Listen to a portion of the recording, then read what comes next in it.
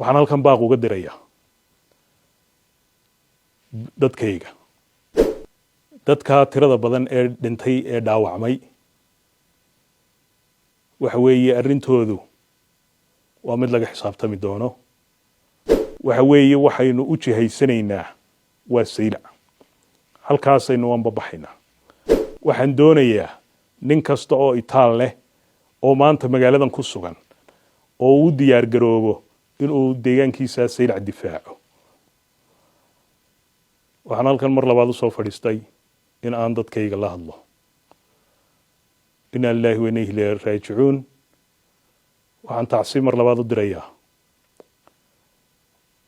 bulshadii tirada badnayd ee ku gooriyootay qulqulatooyinkii maalmahan ka taagnaa magaalada Boorama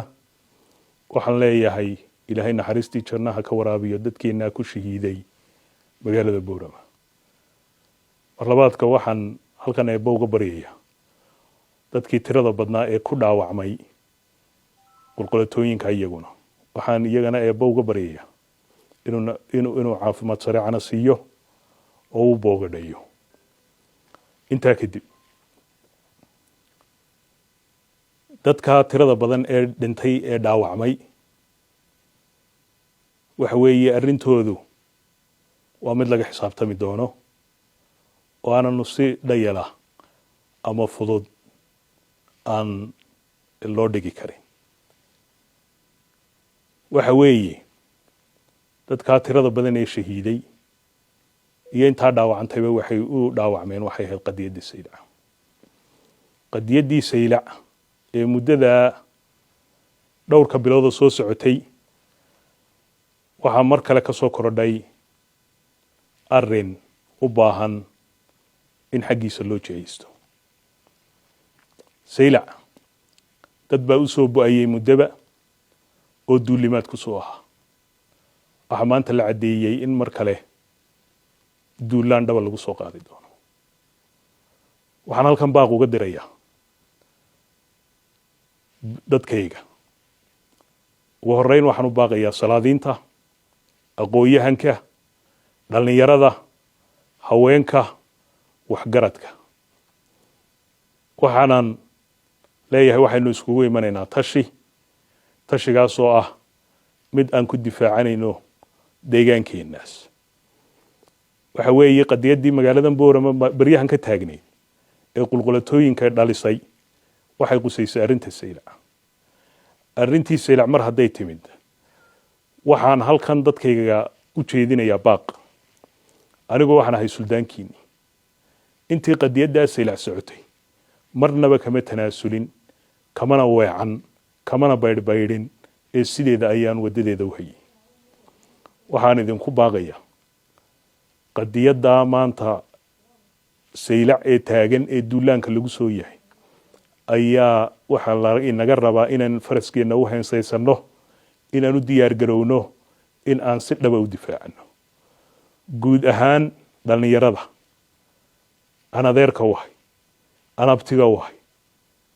aan ilmaabtiga nahay aan ilmaadeerka nahay intaana wowga wahay intaba waxaan ugu baaqayaa waxa weeye waxaynu u jihaysanaynaa waa saylac halkaasaynu anbabaxaynaa intaa laga gaadhayo waxaan doonayaa in aad hal arrin fulisaan oon weliba amar idinku siinayo waxa weeye kow jidadka waad furaysaan si loo helo marin loo maro xarumaha caafimaad si bukaanada iyo dhaawacyada loo gaadhsiiyo dhiig iyo waxyaabaha kale agabka kale ay u baahan yihiin waxa kale oo iyaguna baryahanba guryaha ku xayirnaa bulsho tiro badan oo tahli kari weyday inay cunooyinka u doontaan magaalada gudaheega oo ay ka soo adeegtaan iyagana fursad hal la siiyo si ayna dadkeenu gaajo ugu dhiman waxaan mar labaad dhalinyaro idinku baaqayaa qadiyaddii saylac ee intaasoo qof inooga dhimatay ee intaasoo qof boqolka gaadhaysa inooga dhaawacantay